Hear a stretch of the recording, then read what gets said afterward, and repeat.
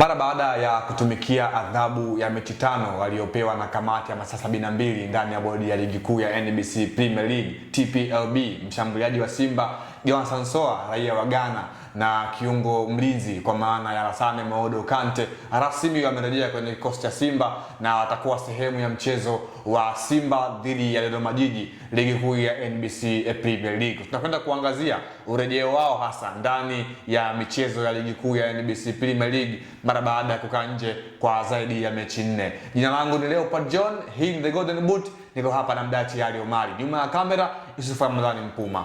Mdachi, Soa amerejea kwenye kikosi cha Simba. Kwanza tuanzie kumzungumza yeye mwenyewe, anakwenda kuleta impact gani moja kwa moja kwenye kikosi cha Simba? Jonathan Soa msimu huu amefunga mabao 3 of course akiwa na kikosi cha Simba.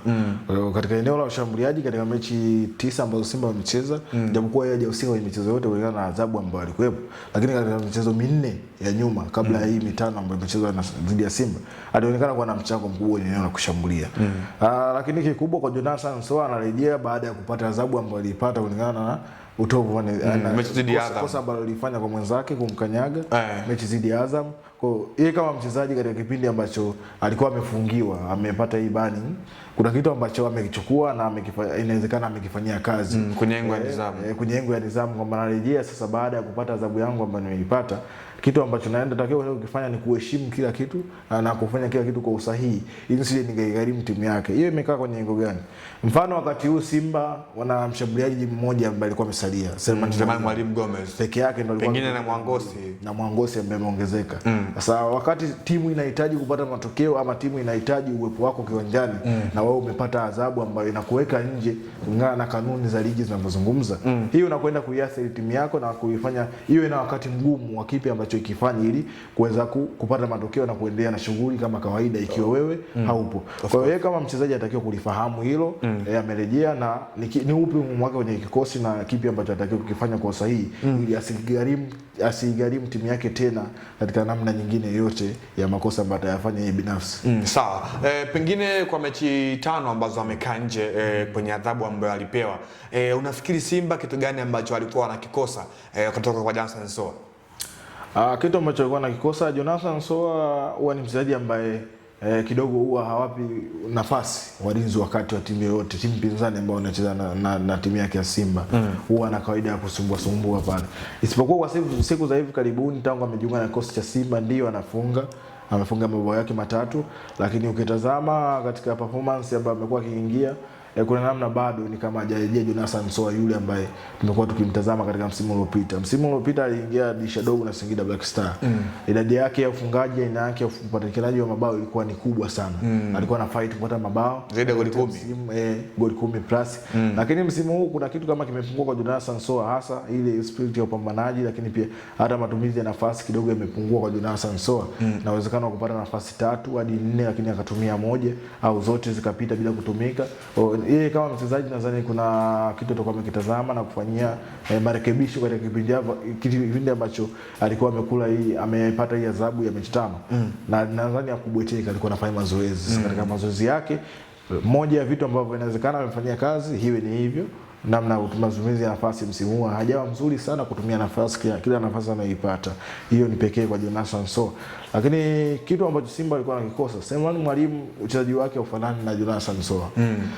Style anaocheza Selemani Mwalimu anaweza akakufa akatokea pembeni, akaachia nafasi kama nilivyozungumza awali kwamba anaweza akawapa nafasi wenzake kafunga, lakini mpango kazi wake ni kuwafanya walinzi wasiwe huru, wamfuate yeye na wenzake wa huru waende kutengeneza nafasi. Lakini Jonathan Soa huwa anasimama kwenye eneo la namba 9 pale juu na kuweza kuwasumbua wale walinzi wawili wakati wakose muda wa kuwa makini na kukaba wachezaji wengine. Hiyo tu pekee kinatofautisha. Selemani Mwalimu ana uwezo wa kutokea pembeni na akapiga pasi za usahihi, lakini Jonathan Soa ni mtu ambaye anasubiri mpira uje, atengeneze nafasi, aweze kutafuta nafasi ya kuscore bao. Hiyo ndio tofauti pekee. Lakini pia Jonathan Soa ana uwezo wa kupiga mpira kichwa, mpira ya header ambayo ana nafasi ya kupishana na walinzi wakati na kupiga cross. Kwa hiyo ni moja ya kitu ambacho Simba alikuwa anakikosa. Na ndio maana wakati mwingi cross ambazo zimekuwa zikipigwa na kina Shomari Kapombe zimekuwa muda mwingine zikipita ama zinaenda tu zinaishia kwenye vichwa vya walinzi wa timu pinzani, ama golikipa na udaka huo mpira. Hii unaona anakosekana mtu ambaye alikuwa na uwezo wa kwenda hewani. Sema ni mwalimu sawa na 8 nzuri, lakini mara nyingi uwezo kumkuta amewini mipira ile ya juu kulingana na namna ambavyo anacheza yeye kama mshambuliaji. Sawa, pia tumgusie kurejea kwa Maodo Kante katika eneo la midfield. Mwalimu Steven Baka miongoni mwa sehemu ambazo alikuwa anapata wakati mgumu ni kwenye hilo eneo la midfield. Tuangalie kurejea kwa Maodo Kante kwenye hilo eneo kwenye game za NBC, lakini pia kuna mtu ambaye ameongezeka kwa maana ya hilo ya Ino Loemba. Nani ambaye atakwenda kuwa chaguo la kwanza la Mwalimu Steven Baka kwenye mechi mbili ambazo zinafuatia kwa Simba na ile ya mechi ya Bakari Yako? Kuwa chaguo la kwanza la mwalimu inategemeana na kipi ambacho atakionyesha, lakini harasa ni Maodo Kante katika mechi alizocheza akiwa na Simba, mechi za ligi kuu ya Tanzania bara NBC Premier League, lakini na mechi za ligi ya mabingwa. Kuna kitu ambacho umekiona ama kilikuwa kinaonekana, timu inakuwa na balance kutokea chini, lakini pia hata uondokaji wa timu kwenda kujenga mashambulizi, hasa ni Maodo Kante amekuwa ni mzuri sana, hasa katika wakati wa kupiga pasi za kuhamisha upande. Anapomuona wings wake wamefungua pembeni, rahisi sana Maodo Kante kupiga mpira kupeleka maeneo ya pembeni na kuifanya timu kuondoka kushambulia kutokea maeneo ya pembeni. Hiyo pekee ni faida ya hasa ni Maodo Kante kwenye eneo la kiungo. Lakini katika wakati huu ambao alikuwa amekosekana yeye kama mchezaji, kuna mtu ambaye alikuwa akitumika na mwalimu.